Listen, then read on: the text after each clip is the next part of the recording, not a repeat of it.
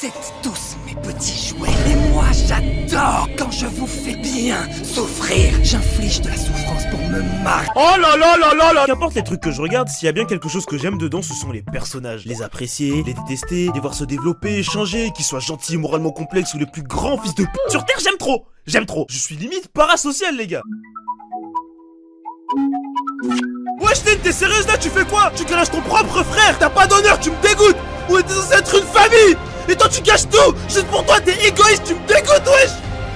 Ah putain, comme maman elle va l'apprendre. Sauf que du coup forcément parmi tout ça faut obligatoirement qu'il y en ait des persos de merde à la merde qui puent la merde. Des bugs qui, quand ils apparaissent à l'écran, j'enfuis déjà mon visage dans mes mains car je sais qu'ils vont me faire chier. Je vous hais, je vous aime pas. Et aujourd'hui de ce fait, dans cette vidéo, ça va être mon exutoire. Je vais me plaindre. Et quoi de mieux pour commencer que le bisounours vert. Je l'aime pas. Il ouvre trop sa gueule, il est laid, il a la coupe à Joule, il a le pouvoir le plus cheaté du verse, il s'en sert jamais. Et je sais pas pourquoi, mais quand je le regarde, je sais qu'il cache quelque chose. Il est plein de vices, je sais, c'est pas une bonne personne. Ensuite, on a ce sale fils de p*** Diano Koji dans Classroom of the Elite. Oh mon dieu, qu'est-ce que je peux pas me le voir. Vous savez, c'est cet animé là où ils sont dans cette espèce de lycée où tous les élèves sont des enculés d'ultra riches qui se font tous des coups de p*** entre eux et subissent plein d'épreuves de la part de l'école. Mais attention, il y a Ayano Koji, nouvel élève tout fraîchement arrivé et grand manipulateur blasé nonchalant sans émotion. Ouh, qui, avec ses grands skills de manipulation, manipule toujours tous les élèves pour arriver à ses fins. Au début, ça a son charme, vas-y, tu t'es dit que le mec ça va être un futur Let's Yagami. Mais non, le mec se contente juste de faire du gaslight de niveau 6ème à d'autres bugs pour gagner des games d'épervier ou je sais pas quoi pendant 3 saisons. Le perso n'a aucun objectif et n'évolue jamais. On dirait qu'il a été écrit par un collégien. Dites-moi, ça divertit qui ça? Qui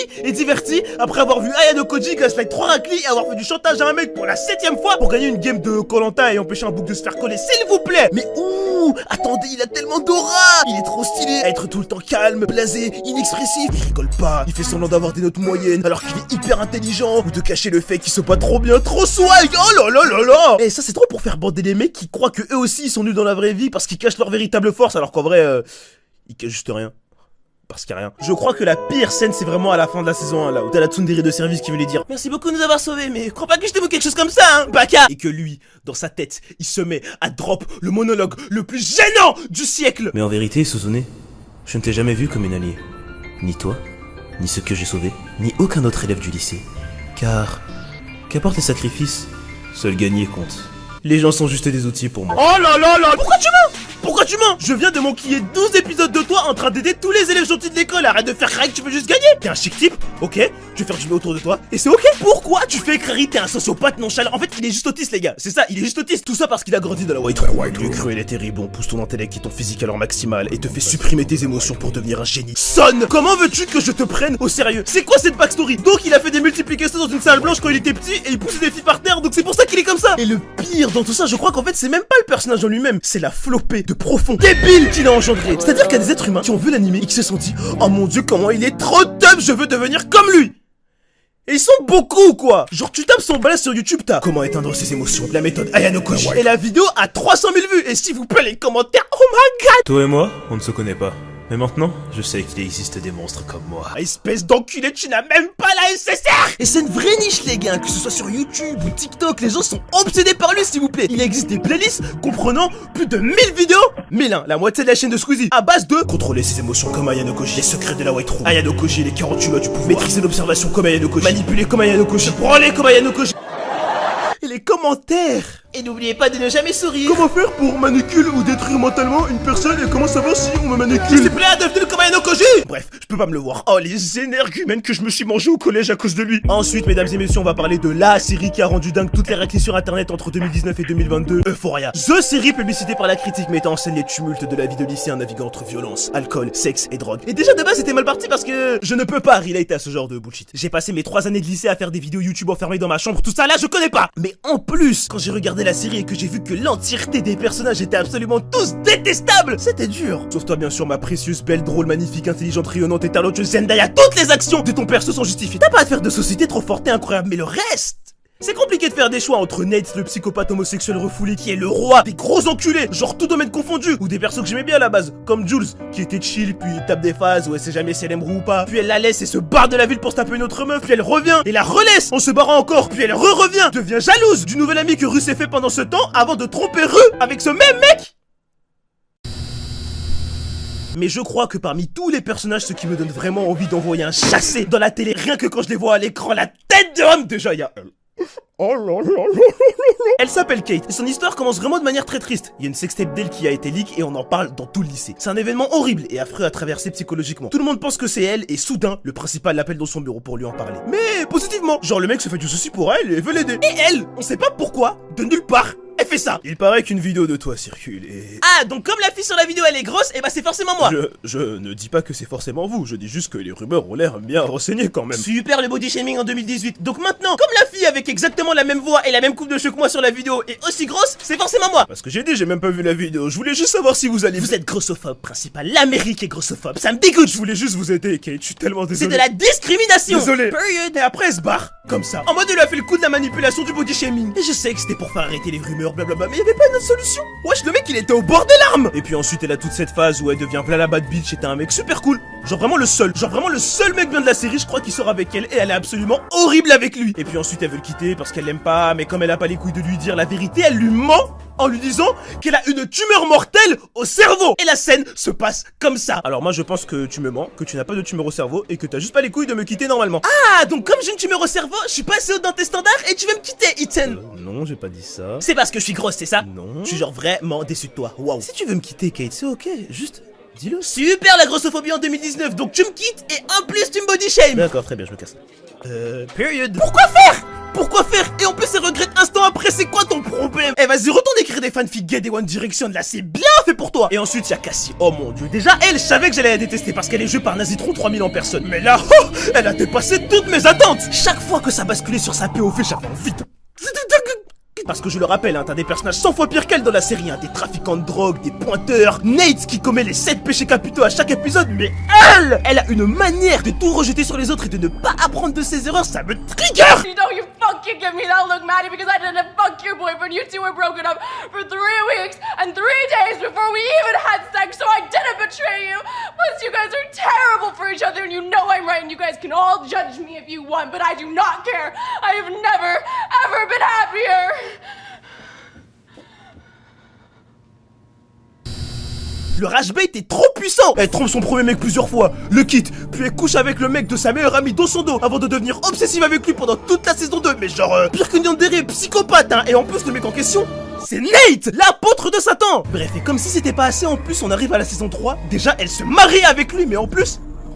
elle lance un OnlyFans. Et je vous jure, c'est là que tu vois que le mec qui écrit ça, il a 40 balais, il y connaît rien. Parce que à quel moment une meuf qui est pétée de thunes, stable et sous aucune emprise va lancer de son plein gré un OnlyFans? Cet enculé voulait juste caser encore plus de scènes de cul. Et d'ailleurs, en parlant de ça, pourquoi y a-t-il autant de zizi dans cette série?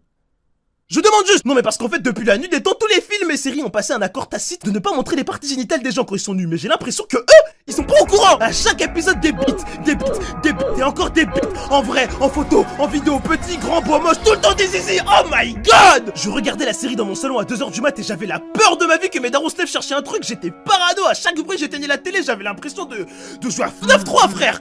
Et l'épisode 2, celui où Nate va dans les vestiaires là.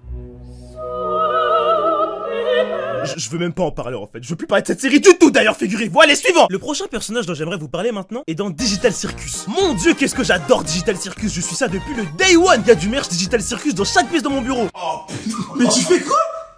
Tu vas te faire enculer, tu fais quoi? Pour ceux qui connaissent pas, c'est une série indé dispo sur YouTube autour d'humains qui sont emprisonnés dans des avatars à l'intérieur d'un espèce de cirque virtuel. Et t'as cette espèce d'IA, Ken, qui fait que leur casser les couilles. La série est vraiment bien et est beaucoup axée autour de la psychologie des persos, les relations qu'ils ont entre eux et comment ils essaient de tenir mentalement entre les dingueries que leur fait lui là et le fait qu'ils ne pourraient peut-être jamais partir. T'as plein de profils différents. Pomni, Gangle, Kinger, Zooble, Ragata que j'aime beaucoup, et puis y'a lui! Et Dieu de l'Olympe en soit témoin, qu'est-ce que je hais ce sale fils de Jax! Oh là là là là là! Le perso edgy malicieux de merde là qui sont des connards avec tout le monde, comment ça me hic! Il sert à rien, il fait juste chier, tout le temps, à dire des trucs d'enculés gratuits aux autres ou à leur faire des dingueries, on dirait les bullies au manque d'attention au collège là, qui lui a demandé? Et en plus tout le monde le kiffe quoi, il rend le fandom dingue! Les gens s'envoient sur ce lapin violet de merde, ils l'adorent, et vous savez c'est quoi ça? Ça, c'est le beauty privilège. La tête de homme, c'est juste parce qu'il a un cara design de lapin grand, sexy et malicieux avec une voix de playboy. La vie de ma mère que si Jax toute la journée il harcelait Gangle et il ressemblait à ça, il y aurait personne pour le chouper. Et puis en plus ça essaie de lui trouver des excuses en mode oui mais tu comprends, il est comme ça parce qu'il a perdu son ami Ribbit et qu'il veut plus s'attacher aux autres de peur d'être blessé à nouveau. Donc si je comprends bien, comme il est en goumin d'une grenouille qui a disparu il y a 5 ans, je devrais avoir pitié de lui quand Il balance des gens dans des friteuses. Mais mesdames et messieurs, le pire moment, sa pire scène, celle qui a carrément fait germer l'idée de faire cette vidéo dans mon petit esprit, c'est vraiment celle de l'épisode 6. Pour faire court, ils font une partie de CS dans tout le cirque par groupe de 2. Jax est avec Pomni, les deux s'éclatent de ouf et après qu'il s'est gagné, Jax lui dit maintenant vas-y, tue-moi, trahis-moi. Et Pomni elle est en mode bah non wesh, il y avait une bonne alchimie, on s'est bien amusé, on a fait une bonne équipe, on a resserré les liens et tout, j'ai pas envie. Viens on gagne le match tous les deux. Et là, il te tape une phase en mode parce que tu pensais que maintenant on était amis. Je t'ai juste manipulé. J'ai fait semblant, c'est faux tout ça. Oh là là là là là là. Mais c'est pas fini hein. Parce que du coup, Pomni elle lui dit bah vas-y t'es grave gênant wesh, t'as grave kiffé, pourquoi tu fais semblant ma gueule? Ça va juste te rendre encore plus triste de cacher tes émotions comme ça, t'as pas à faire ça tu sais. Et en plus tu sais bien que quand on est trop triste dans le cirque, et bah on meurt. Et après je suis en mode non, mais tu peux pas comprendre, blablabla. Et du coup Pomni lui dit ok. Mais imaginons, moi je mourrais. Tu réagirais comment? Et là, il dit j'en aurais rien à foutre. Oh mon dieu. Donc là normal Pomni se jette sur lui et lui pète la gueule. Et là mes amis préparez-vous parce qu'il se relève et drop le discours le plus corny jamais inventé de ces 15 dernières années que j'ai entendu de la bouche d'un personnage de fiction. Je suis juste un petit poussin incompris qui a besoin d'aide pour sortir de sa coquille. Bah pas du tout. Je ne tiens ni à toi, ni à personne dans ce cirque. Absolument personne. Fin de l'histoire. Vous êtes tous mes petits jouets. Et moi, j'adore quand je vous fais bien souffrir. J'inflige de la souffrance pour me marrer. Si t'y as vraiment cru, c'était pour que cette révélation te détruise. Oh là là là là là là là là là. Oh là là là là. Oh là là, Jax, tu vas tellement bien fermer sa gueule. C'était tellement bien envoyé.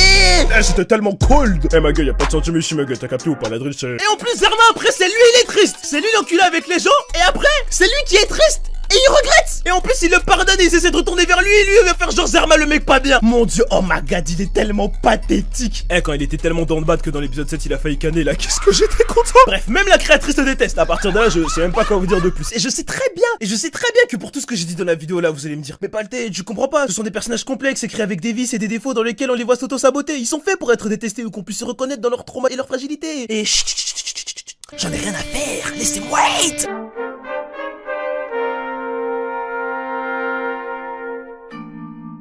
Oh là là là là là là.